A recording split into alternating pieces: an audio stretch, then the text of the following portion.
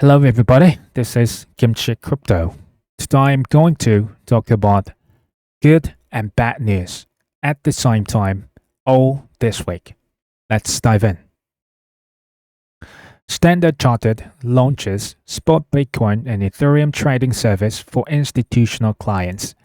They have launched a US dollar paired spot trading service for Bitcoin and Ethereum targeted at institutional clients.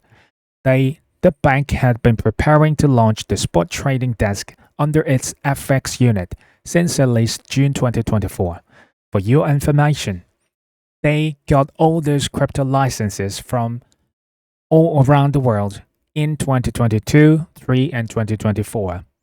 And for your information, Standard Chartered, they invested in Ripple back in September 2016.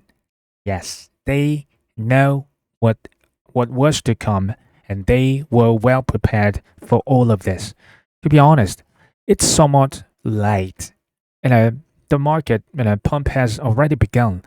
It's no surprise at all to me that Standard Chartered was very much bullish from the beginning, and they're now and don't hide anything from us. Bitcoin, Ethereum are not narratives, I would say. Those are eternal for the next 100 plus years trend with AI. Waters claims crypto bills could open floodgates to fraud, slams Trump's ties to industry ahead of Crypto Week.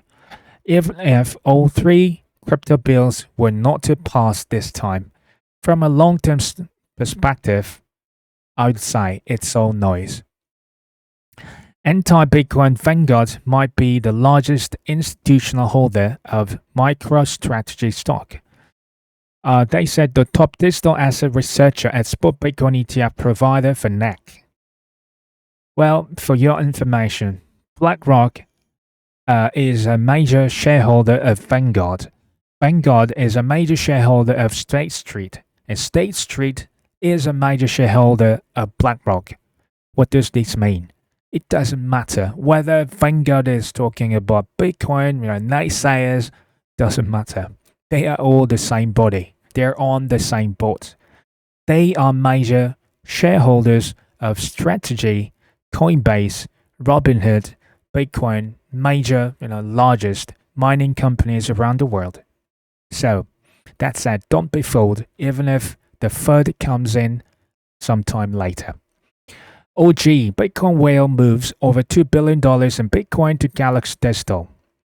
Crypto wallet moved 2,000 Bitcoin to Galaxy Digital late Monday night, according to Nansen data.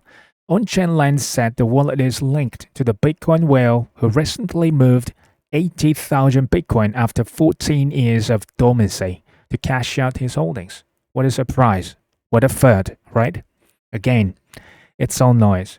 You'd better stick to major coins, whether that's Bitcoin, Ethereum, XRP, Solana. If these four coins your holding exceeds 50% in your portfolio, I'd say it would be extremely difficult to fail in the next 5+ years. Believe me, I'd want our risky bets should be limited to these coins: Stellar Lumen, Hedera, Sui, Algorand, ADA, AVAX, Near Protocol, etc. You know what I'm saying here? Those coins and chains won't disappear and needed. They are needed, absolutely needed for RWAs, dollar stable coins, for bonds and stocks, whatsoever in the future.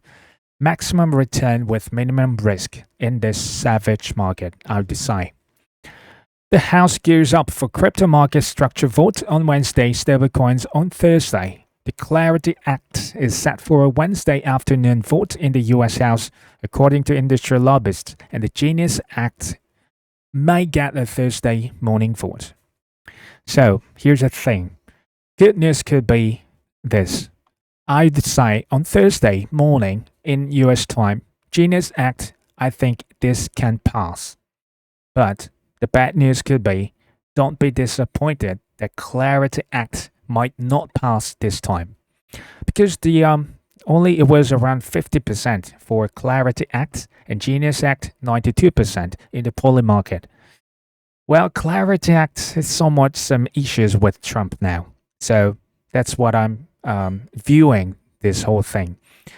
Again, don't be fooled. Let's wait for Ethereum price to go much higher. This is very important. Ethereum and Ethereum and Ethereum for the time being. Until then, relax and chill out and peace. Thank you for listening.